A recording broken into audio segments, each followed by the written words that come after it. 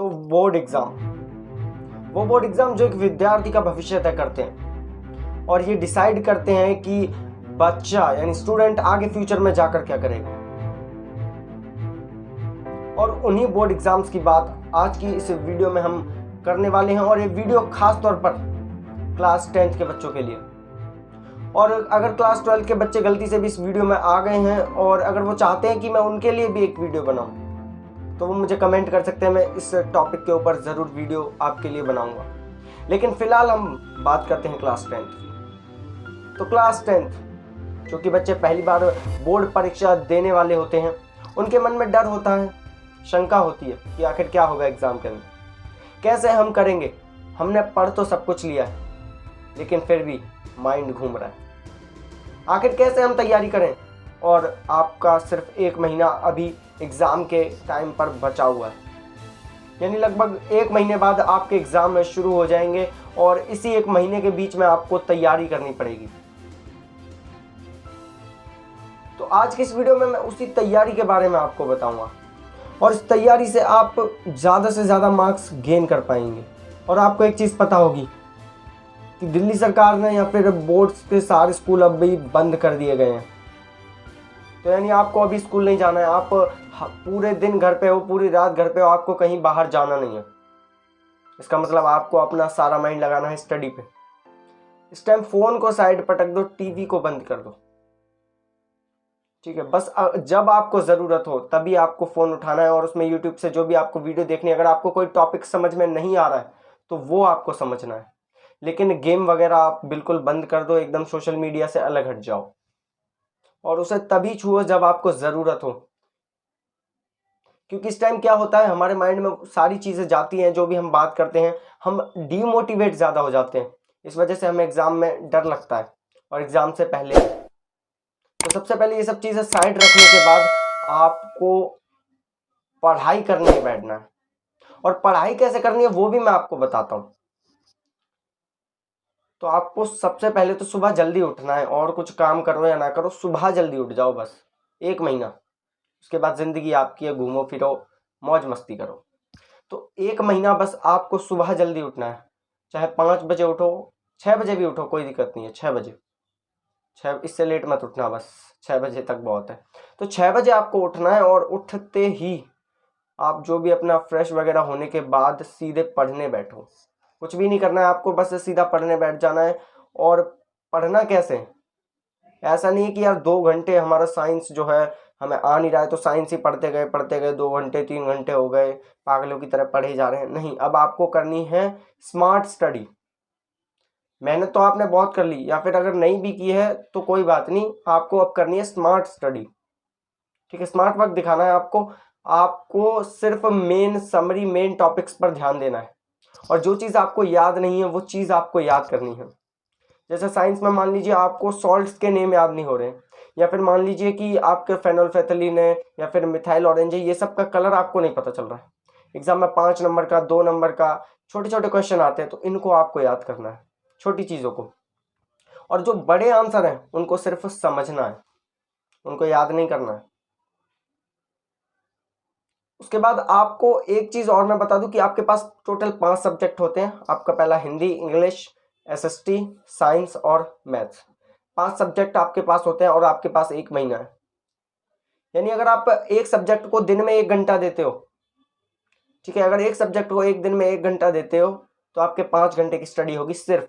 और इसमें आप इतना पढ़ लोगे ना कि आपको और ज़्यादा पढ़ने की ज़रूरत ही नहीं रहेगी। लेकिन हाँ, अगर आपका कोई वीक सब्जेक्ट है तो आप उस पर ज़्यादा ध्यान दे सकते हैं। आप जैसे मैथ्स की बात करें तो मैथ्स 1 घंटे में आप कितना कर लोगे। अगर आपका वीक सब्जेक्ट है तो धीरे धीरे आप सॉल्व करोगे। तो इससे आपको क्या करना है, पहले तो 1 घंटे का टाइम लगाना है और फास्ट करने की कोशिश करनी है। एक दिन में 1 चैप्टर उठाओ, खत्म खत्म, सैंपल पेपर करो, ठीक है। स्पीड बढ़ानी है, और 1 घंटा पूरा होने के बाद फिर 1 घंटा और लेना है, 2 घंटे आपको लेने हैं अगर आपका कोई वीक सब्जेक्ट है। तो इस तरह से जो है हमें टाइम को मैनेज करना है। तो आप 2 घंटे सुबह पढ़ सकते हो, 6 से 7 एक सब्जेक्ट। साइंस हो गया आपका याद करने वाला। उसके बाद 7 से 8 आप पढ़ सकते हो इंग्लिश या हिंदी। एसएसटी मत पढ़ना, ठीक है, वरना 2 सब्जेक्ट एक जैसे हो जाएंगे तो दिमाग खराब हो जाएगा। तो ये 2 चीज़ आपको पढ़नी है। उसके बाद आपको जो करना है घूमो फिरो, नहाओ धो, खाना पीना खाओ आराम से। 11 बजे 11 बजे आपको फिर से बैठना है और 1 बजे तक पढ़ना है। कितने बजे तक? 1 बजे तक। क्योंकि फिर आप कहोगे दोपहर में कि भाई मेरे को नींद आ रही है, तो 1 बजे से आप सो भी सकते हो। और उसके बाद अब आप कहोगे कि शाम को तो खेलने जाना होता है, वो भी ज़रूरी है। ऐसा नहीं है कि पढ़ने बैठ गए तो उठना ही नहीं, अब 1 महीना है। वैसे भी लॉकडाउन शायद लग सकता है, या फिर आपको घर में ही रहना चाहिए अगर आपको कोई ज़रूरत नहीं है तो, क्योंकि कोविड अभी बढ़ता जा रहा है, केसेस बढ़ रहे हैं, तो आपको जो है घर पे ही रहना है। घर पे ही आप थोड़ी देर खेल सकते हो, अपनी छत पे, कहीं भी, बालकनी में, कुछ भी, भाई बहन के साथ शाम को आप खेल सकते हो, कोई दिक्कत नहीं है। उसके बाद रात की बारी आती है, तो 2 घंटे आपको रात को पढ़ना है, जो भी आपका वीक सब्जेक्ट है। जैसे आपका वीक सब्जेक्ट मैथ्स है या एसएसटी है या कोई भी है, उसे आपको पढ़ना है।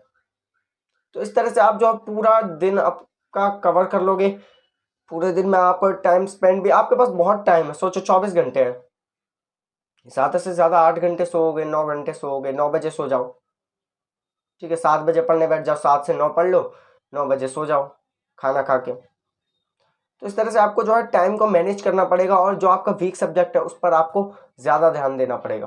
बाद नेक्स्ट पॉइंट ये आता है कि आपको आखिर तैयारी कैसे करनी है। मतलब 1 घंटे तो हम पढ़ लेंगे, लेकिन 1 घंटे में पढ़ेंगे क्या क्या।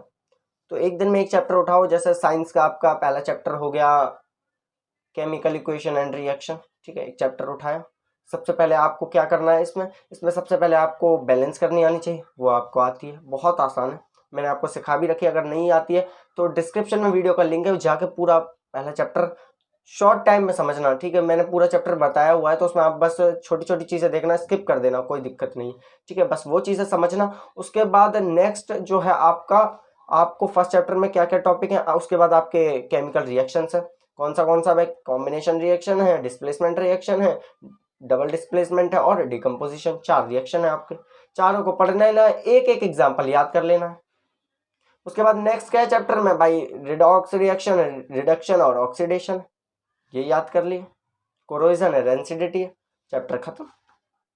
कुछ नहीं, बस छोटी सी डेफिनेशन समझ में आनी चाहिए। क्यों होता है कि भाई रेंसिडिटी इसलिए होती है क्योंकि जो है हमारे खाने वाले ऑयली चीज़ों में जो है हमारा ऑक्सीडेशन हो जाता है, वो सड़ जाती है, ख़राब हो जाती हैं, ठीक है, फर्मेंट हो जाती हैं, जो भी आपको बहुत आसान है आपके लिए।